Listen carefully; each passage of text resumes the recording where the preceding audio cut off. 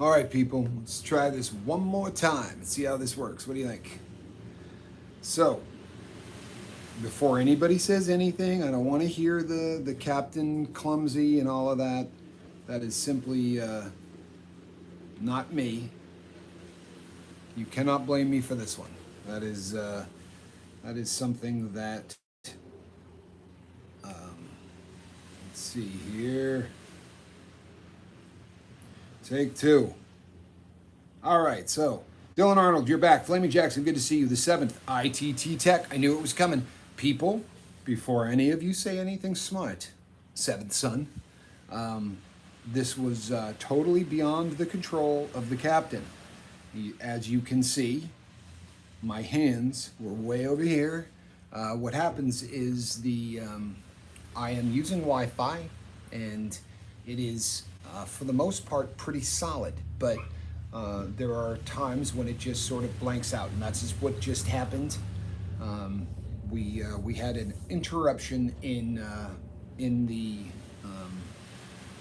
Wi-Fi. This was not anything that had to do with the large fingers and clumsy squirrel-like stuff. That it is what it is. I promise you, that's not.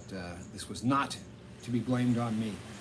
Fiona says she's here to say goodbye, but we all know better than that. She's not telling the truth. Fiona's going to say she's saying goodbye, but then she's going to hang out and, hey, buddy. You know what? The poor guy is stuck outside. Hold on, people. Bear with me. Hey, you want to go outside?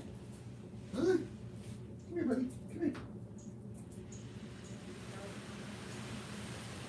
here. I'm not... Look at that, huh? See, it's all about helping people, and it is considerably easier to help a dog that needs help versus a person. When you help a dog and open a door, throw a ball, pretty simple stuff. We're a little bit more complex. Oh, all of that beautiful cream. People, I should be Flaming Jackson makes the squirrel reference. I should be doing advertisements for the company that makes, you know how you take one of those little cups and you pop it in and you hit brew, what are those, Keurig? There's a different company, and I'm holding out. Keurig, this is your chance. If you sponsor the show, I won't mention the name of the other product, which is far superior. I'm telling you, this other coffee maker, if nothing else, this vacation has told me that I need a new coffee maker. The Nescafe, you've probably seen the ads with, what's his name, that actor, you know, that guy. Greatest machine in the world. Cranks out like espresso and cappuccino, and it's just the same kind of thing. Pop this thing in, good to go. Absolutely beautiful. Jacob Forrester, good to see you back. Like I said, everybody was really worried about you, brother. And you know something? I am really surprised at the what a great turnout we're having on this this live feed this early in the morning. It's a great turnout, and I think really what that boils down to and what that says is that you lazy people all need jobs. No, I'm just kidding. It's touching and humbling. It really is that we can go, you know, live and get this many people to pop on a live feed in the morning. I would be tempted, people, and Mark and I actually talked about this at length.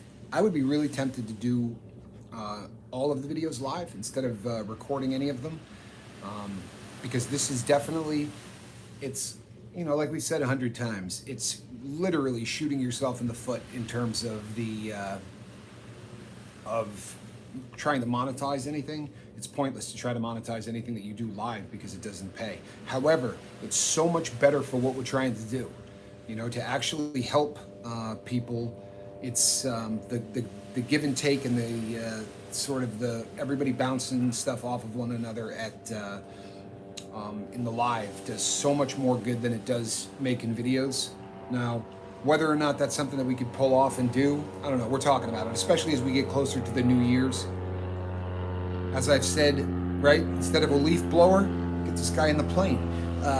Like I've said, I think probably a dozen times, as the first of the year arrives, the lifeboat will have a much different look. And I I can't remember who said it, but addicts don't like change. Somebody wrote in really big letters. Um, the the important stuff isn't going to change. The mission of the boat's not going to change. What if anything does change? It's going to be things that are put into place to make sure that what we do a little bit better. Did he just say ghetto bird? Oh, I can't tell you how hard that makes me laugh. Oculi, that's good. The people, you know what the ghetto bird is, right? That would be the police helicopter that used to come swooping in. And I am embarrassed to say this, but there's at least one or two times in my life where the ghetto bird was actually looking for me. It's embarrassing but true. Dylan Arnold says the 12 people in here are amazing. I watched others and never comment. I love you and Mark, Captain. You know what, Dylan? We're so glad to have you, and it really is an absolutely amazing crew of people. You know, I've started to do something just recently, which I hadn't done up until this point. I've started to go back through live feeds and jot down names. Now you realize, people, that if somebody doesn't pop up in the live feed, we don't know who they are, right? The people who don't hit live chat, you know, you can sit and observe, and we'll never know you're here.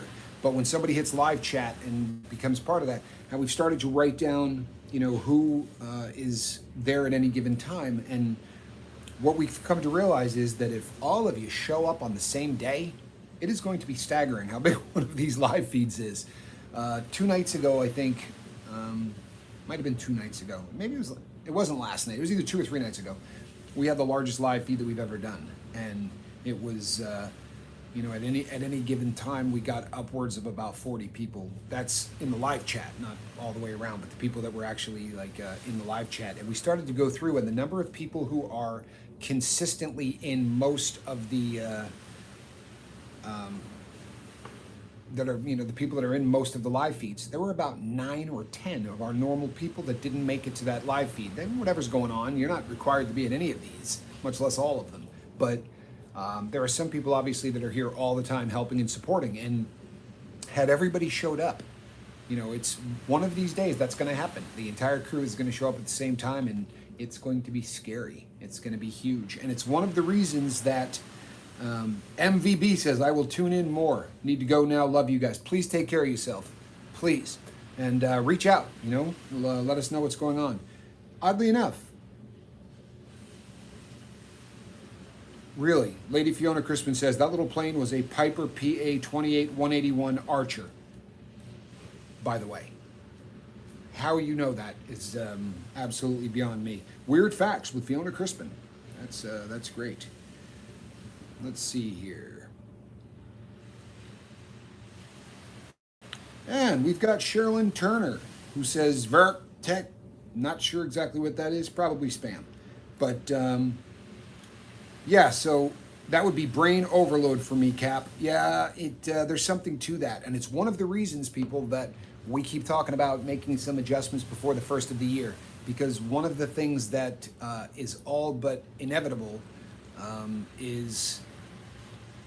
hold on one second. I'm not gonna squirrel. I'll go back to that. Hi, all invisible live streamers. Have a great day. Scott Sonnet says, and you know what? We love the invisible live streamers. So you're right. You guys have a great day. We love everybody. But so here's why we're doing the things that we're doing. The first of the year is going to see changes in everybody's life, right? This is not anything that I'm telling you that is. I wrenched the spam. Good for you, Fee. We don't need the spam here. First of the year is a big deal for everybody in terms of quitting, right? New Year's resolutions. This is the time of year. September sees a lot of change because it's the back to school mentality. This has been studied for millennia, right? For a very, very long time. It's just been this way always, that a lot of people make resolutions in September. It's back to school. They're going to change their life. But all of the world tends to make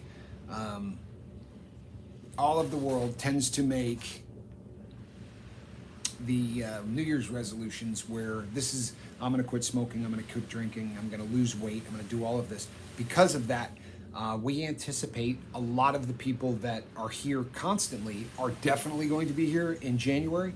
And, you know, like we said, if everybody showed up at the same time, this is going to become a real challenge. and it's a cool challenge. It's one we're looking forward to. But we don't want to sort of get overwhelmed. So we're trying to put some things into place so that as the growth of this channel continues, we're able to keep up with it, and we're able to continue to deliver a product where everybody can do what they're doing now, right? This works because of the format. Will it work when there's 2,000 people on a live feed? We believe it can, and we believe we can actually keep it pretty close to just like this. But it's going to require some a little bit of with eggs, damn it.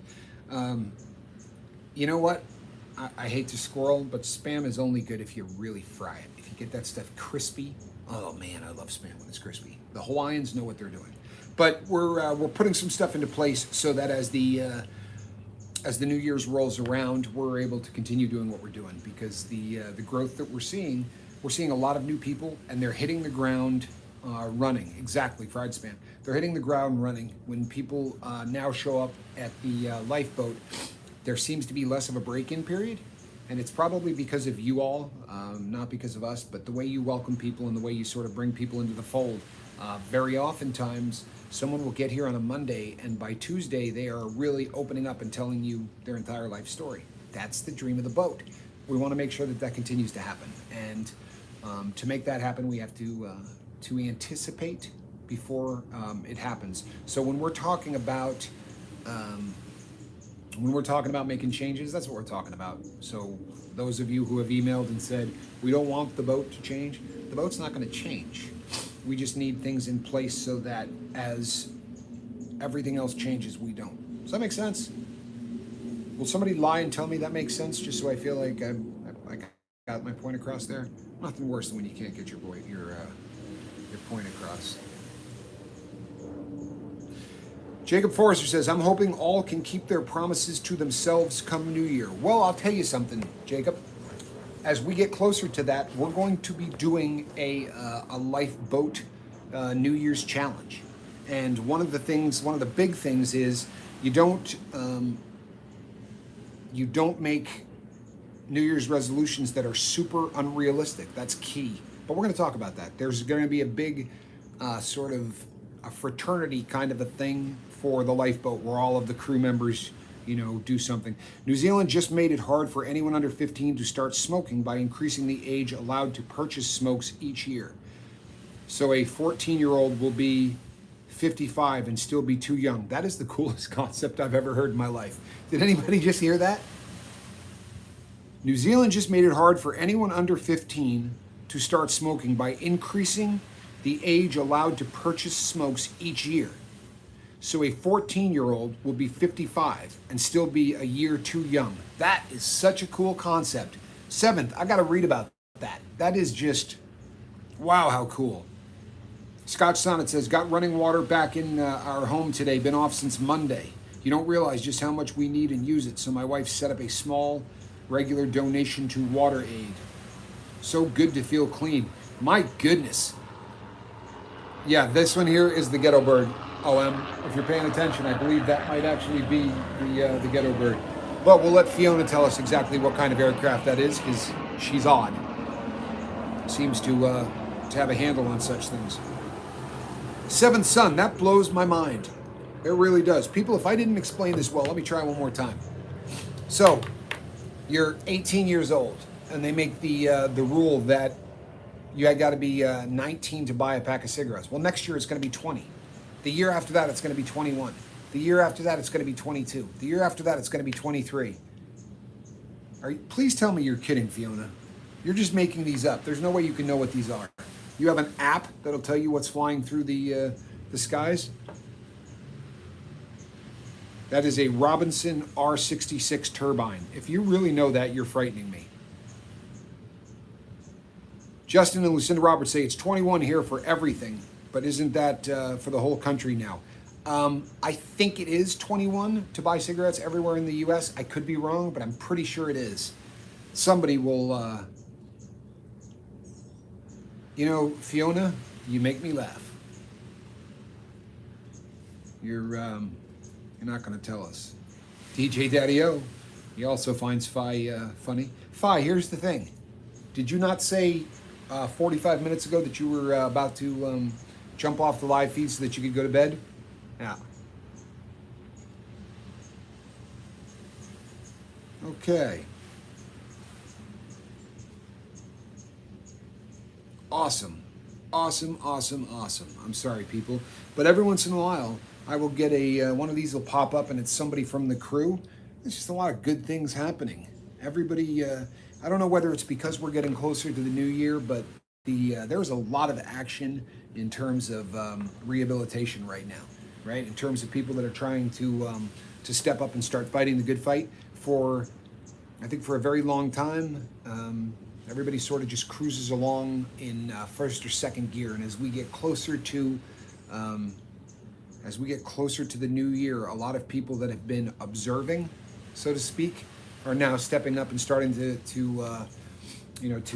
weigh in on the live chats, and they're also starting to reach out to me. The number of people in the last 4 or 5 days that have said, "This is it, I'm quitting." It's so exciting. It really is. This is a great time. Hey, CW Terry, good to see you, my brother. Always great to have you here. T Prada, also good to see you. See, T Prada says, "Fi, what is the app? Jets flew over this morning and I would love to know what they are. Much love." She's not going to admit that there's an app. Fiona would like everybody here to believe that she's just that smart. So she's going to probably not come clean on that.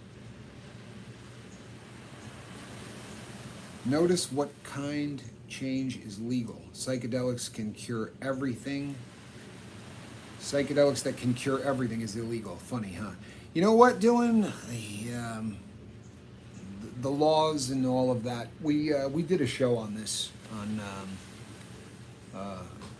We did a show on this and talked about it at length. It is interesting. It really is. All life-threatening activity should be over 21. Smoking, drinking, military service. I like the way you put that, Jacob.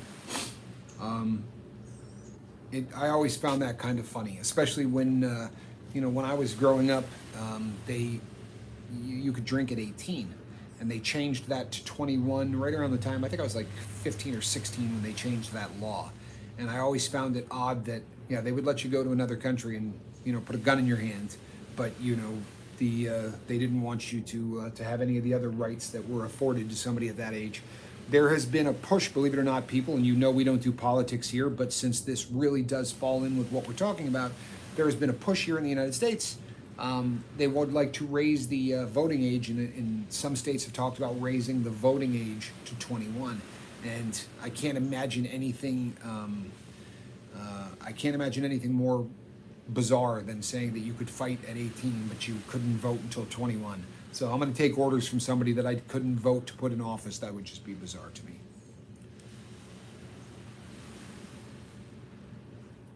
Yeah. Fee is that smart, says T Prada. Obviously you've been here a long time and have gotten to know her, because Lady Fiona really is just, she's one of the best that we have to offer here as far as the crew of the lifeboat. So I am not going to say anything other than that. See, you thought I was going to say something snarky, didn't you? But no, we're very lucky to have Fiona. Might be nice if she went to bed since it's 4 o'clock in the morning in Australia, but we're still really happy to have you here, Fiona. Really is good stuff. Charlie Mullins, he's in agreement. See that? This is make Fiona blush time. I love it when that happens. Yes, this year, 2021, the Food and Drug Administration law is 21 in all states. 7th. Good looking out. I knew that somebody would chase that down while we were talking about that. So you heard that, people? The age to buy tobacco in the United States is 21 everywhere in the U.S. I would love it if they did what New Zealand did. And right now, so a year from now, make it 22. A year from now, make it 23. A year from now, make it 24. And just continually do that. What a great concept. And now you said that was New Zealand, right? I don't want to scroll back because you know how I tend to block people when I scroll back through things. But that is really, really a great concept.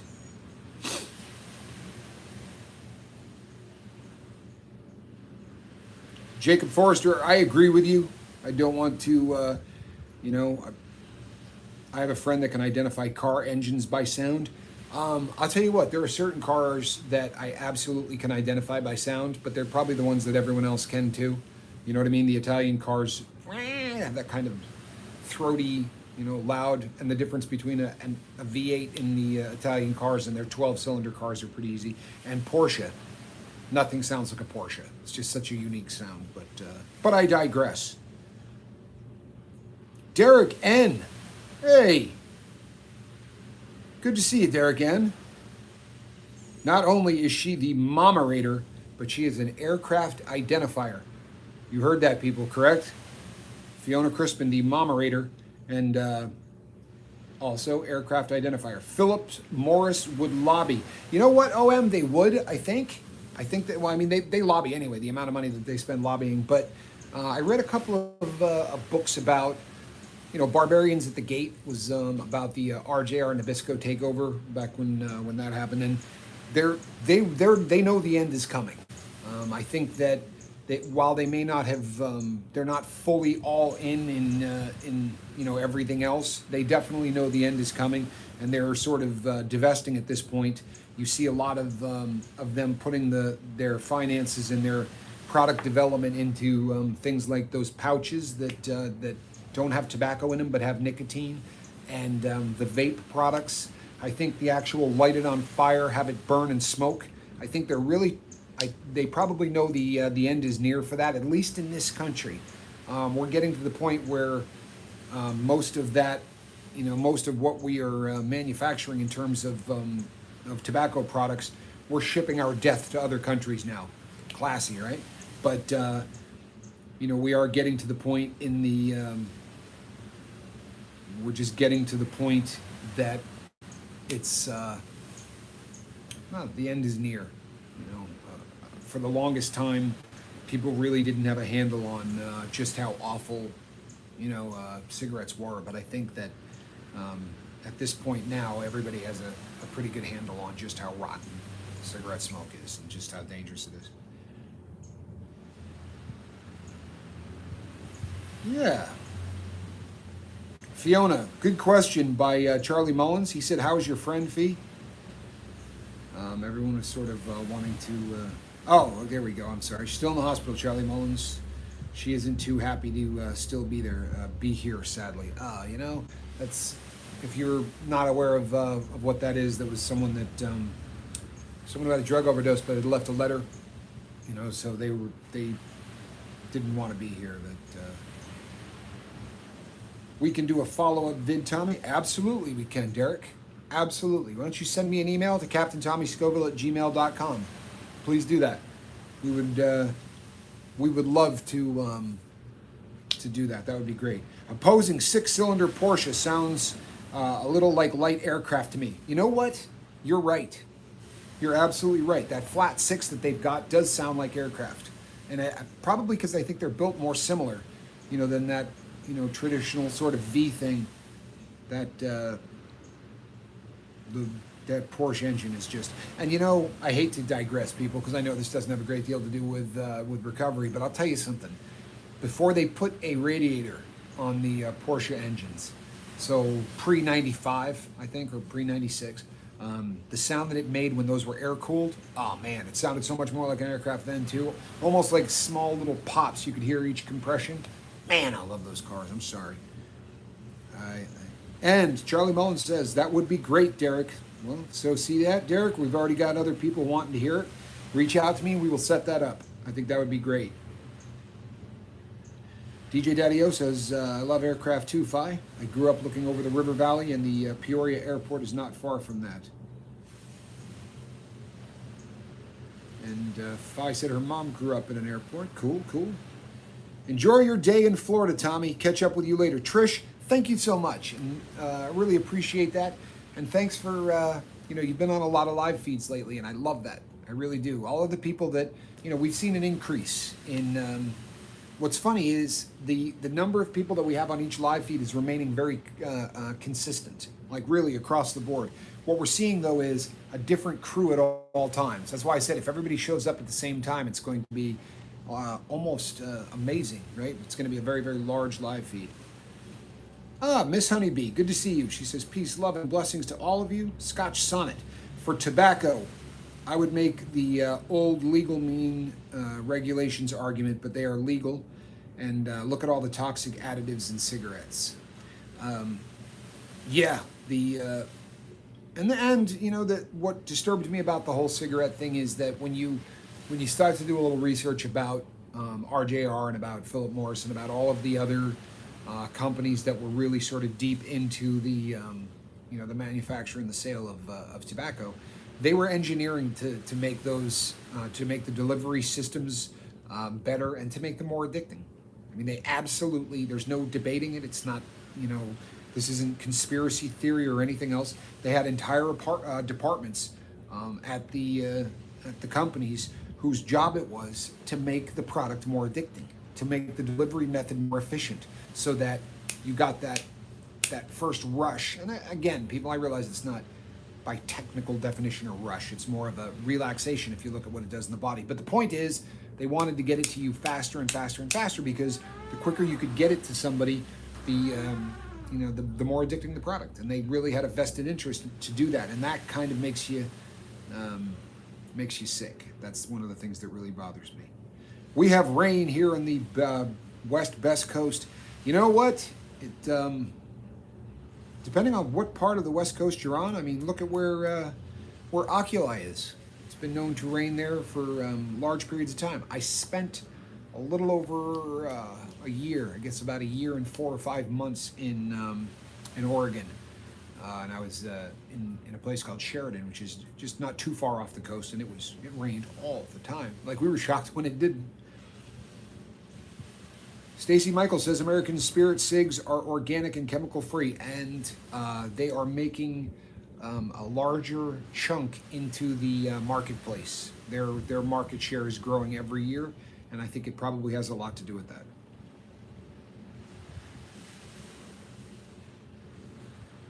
Jacob Forrester says, suicide attempts by OD is probably more common than people think. I hope your friend gets better, starts wanting to stick around. I agree with you, and I think that it's probably one of the most underreported things that happens with drug addiction.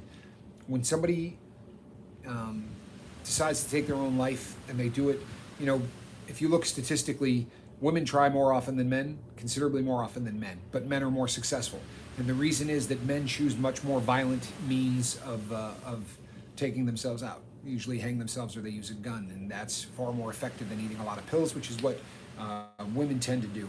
But I think that very oftentimes when a person decides that they're going to take their life and they do it in that violent method, there's a big plan that goes involved in this, and they sit down and they write a letter and it becomes quite obvious. Whereas with drug addiction, I think there are times where people are just, they've got the stash and they go, you know what, this is it, I'm not doing this tomorrow, and very spur of the moment put enough into the spoon or into the, you know, take the pills or whatever. And I think it is very, very underreported. I think it's one of those things that accidental overdose gets used very, very often when, I think more often than not, you know, or as often as not, they're not accidental overdoses. There are people that decide to do that. The Scotch Sonnet laughs and says, bad weather, ha! I live in Scotland. So, not only bad weather, but some really questionable dietary stuff going on there too. You know, can you explain this haggis thing to us? Did you run out of everything else to eat, Sonnet? I have the firm belief that quite a bit of your cuisine is based on a dare. I'm just saying. The lightning here at the moment is crazy. Everything is lighting up. You know, people, we're probably going to have to end the live feed to get Fiona Crispin to actually go to bed. This doesn't seem to want to. She, keep in mind, she has said a half a dozen times, I'm only going to be here another minute. Just.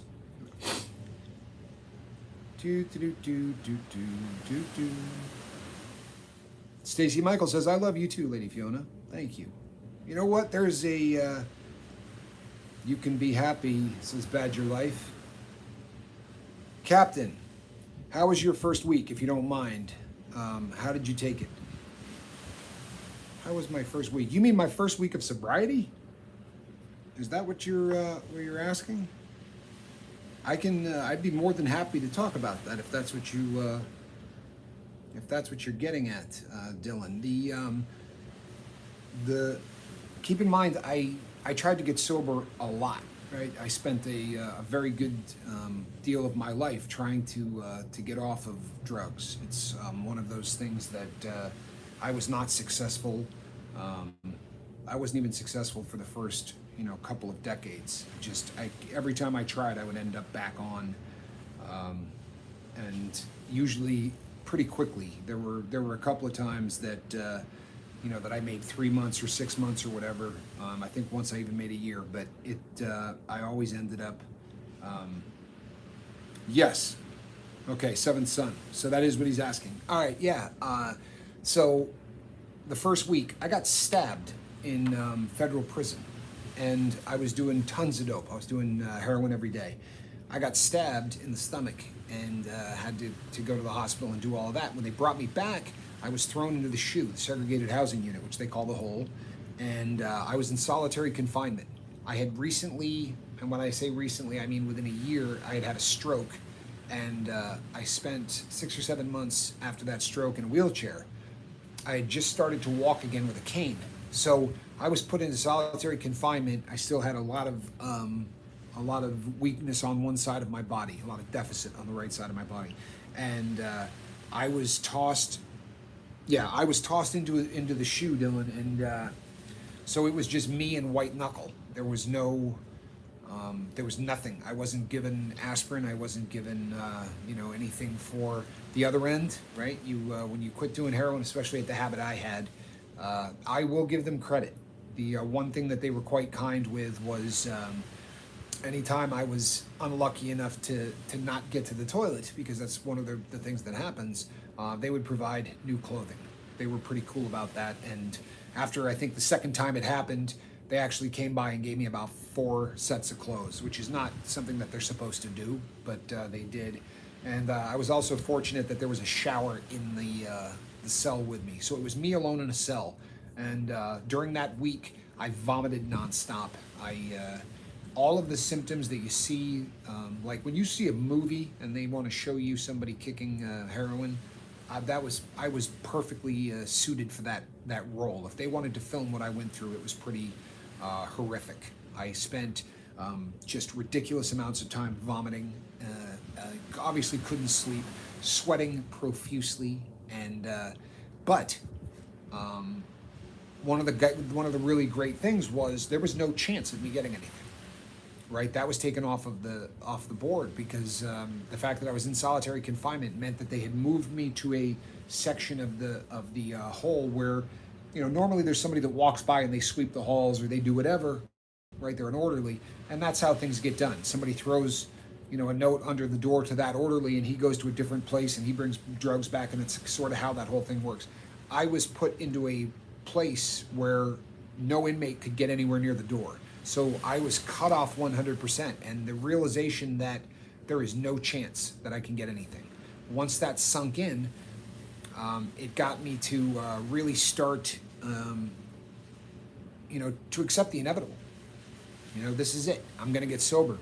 Now, for the first time in my life, I said really truthfully, for the first time in my life, not only am I going to get sober, but I'm never going to do this again. I used to have the mindset of, I'm going to try to really quit for real this time or this or that. But this, I think, was the first time ever that I was truthfully ready. And one of the reasons was right after this happened, I got stabbed, I got put in solitary confinement. I got the Dear Tommy letter from my wife that said she wanted a divorce. You talk about rock bottom. I was absolutely 100% at rock bottom. And like somebody said the other night, it was liberating. I don't know if that's how they worded it, but it was liberating. There was no place to go but up. And people, this is not a religious program. I say this all the time. And what I mean by that is I don't say my God's better than your God, and I don't tell you what to believe, and I don't tell you why you're not getting to heaven or anything like that. But I can't tell this part of my story without mentioning that at that point I got on my knees and I started to pray, and not my normal prayer at this point, which was, God, get me out of this. That was usually the prayer, or, God, please let me, get released from the SHU. Let me get out into the population or whatever. It was always a prayer that was about this one I said, just, you know what, let whatever happens, let this be it. Let this be the last time I ever have to do this. And that was the prayer. And it really sort of got me linked back up with my beliefs, which I had let. Like so many other things, when you're using, everything goes south. You know, the relationships you have with your family and friends, the relationships you have with God, the your health, right? The relationship you have with staying in shape and all of that. And by the end of the first 7 days, I was trying to work out. And I mean, when I say trying, I was doing probably 2 squats, and I would do maybe 1 or 2 push-ups, and then I would just walk back and forth, keeping in mind that my right leg really wasn't working. So I was blessed yet again that the cell was narrow enough where I could put my hands on the wall. And I sort of like spider walked using the walls and then my legs. And by the time I left the shoe, which was, well, the time I left solitary, which was 32 days later, and they moved me from one part of the shoe to the next. I was actually in the shoe for 6 months, or 5 months, let's see, 5 months. But when I left solitary confinement, I was walking better. I really was walking better, and that was just, a real blessing for me. Oh, Lord. T. Prada said my niece hung herself in jail. My nephew, as far as I know, was an overdose. Not sure if it was a suicide. T. Prada, I am so sorry. My Lord, I am so sorry. That's so tough. I wish I had something intelligent to say. I really, except my heart goes out to you, because that is just so hard. It really is.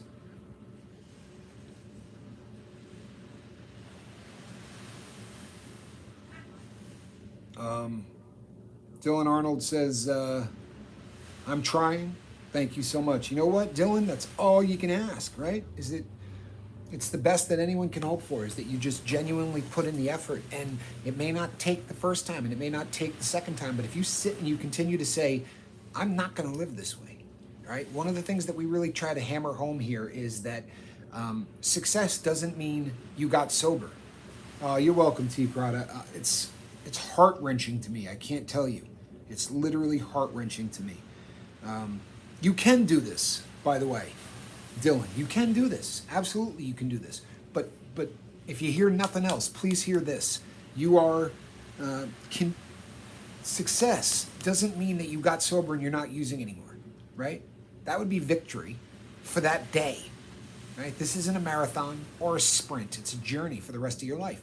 But success means that you're going forward. Success means that you are moving forward, right? That's what success is. So if whether you're stumbling or whether you're falling or whether you're feeling like this isn't if you're here right now saying, I don't want to do this anymore, success has already started. You understand? You are already being successful in this journey. And if you stumble or if you fall down and you have to get up and knock yourself, that doesn't mean that you failed, right? The expression that we say here is never quit quitting, because you're not going to probably get it the first try. You might.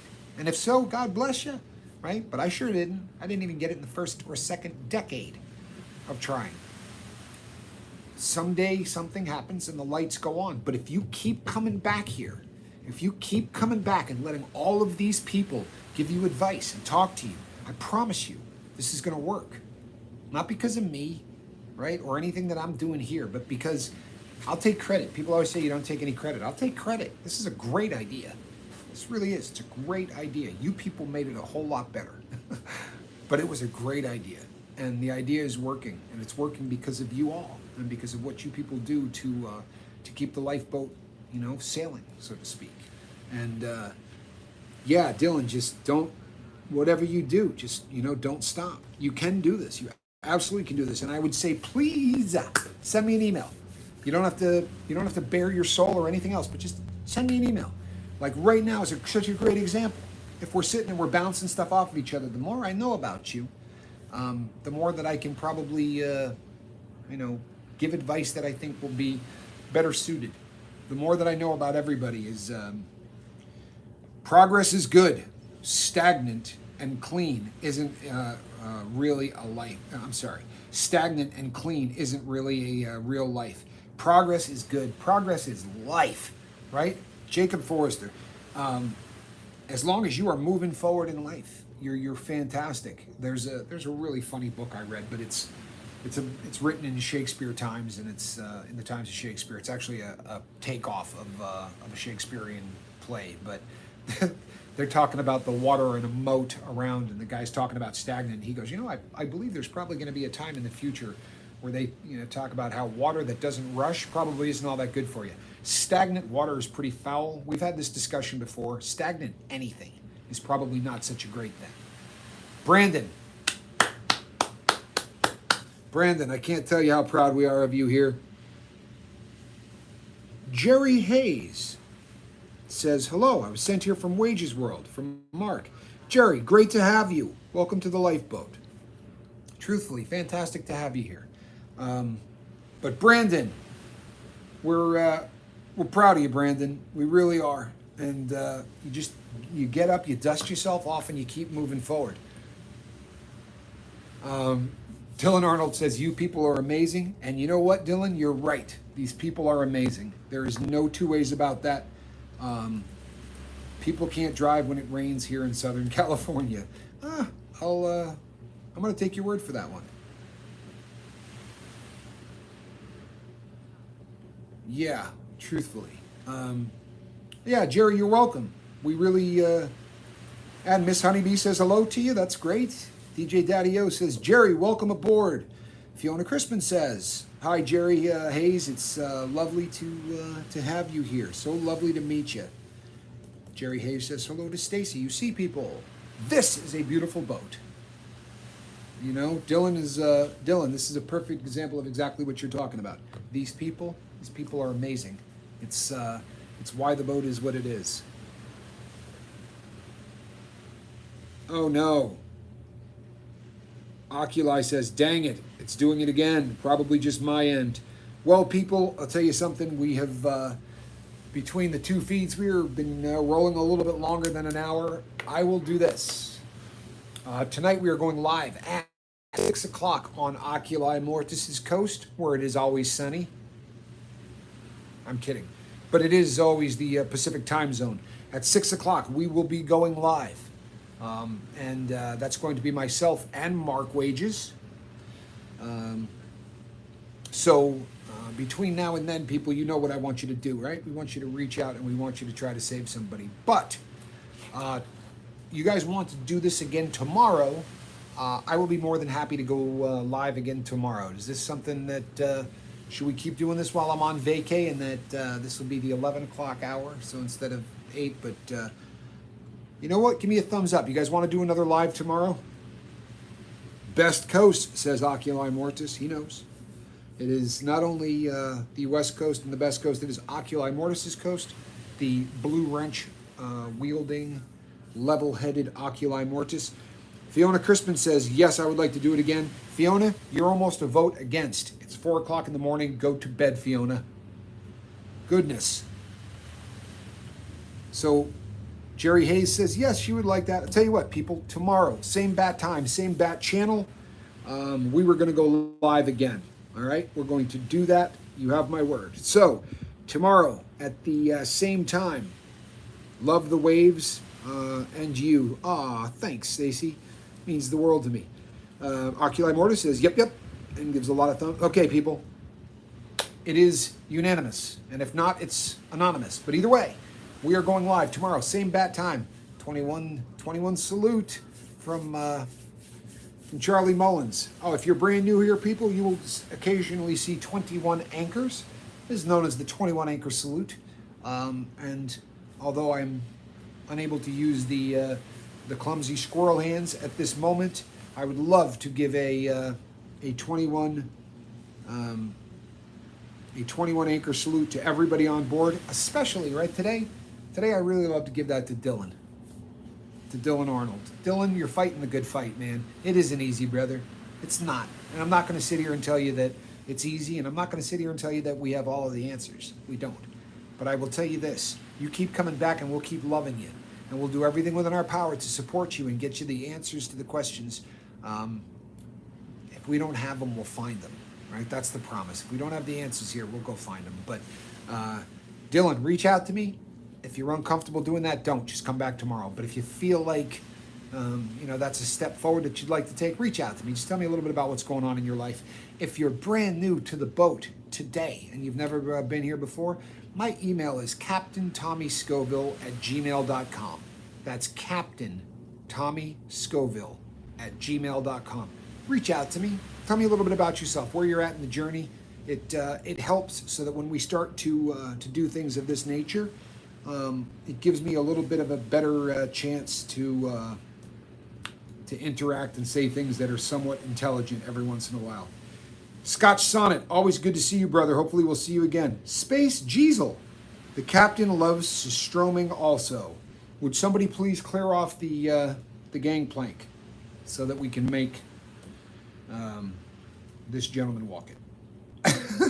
Space Jeezy, you know what to do. Off the side of the boat. No, I'm kidding. Dylan, no, thank you, man. Tommy, you're on the best coast right now, says Grant Harper. I will try for tonight. I was there last night. Had to leave the phone kept shutting down. I hate that, Jerry. But we will be here tonight. Between now and then, people, there's only one assignment. You know what it is, right? It's the same assignment that it is each and every day. We would like you to reach out there and try to save somebody, because it's what we do. I'm Captain Tommy Scoville. This was the Lifeboat, and you people are amazing.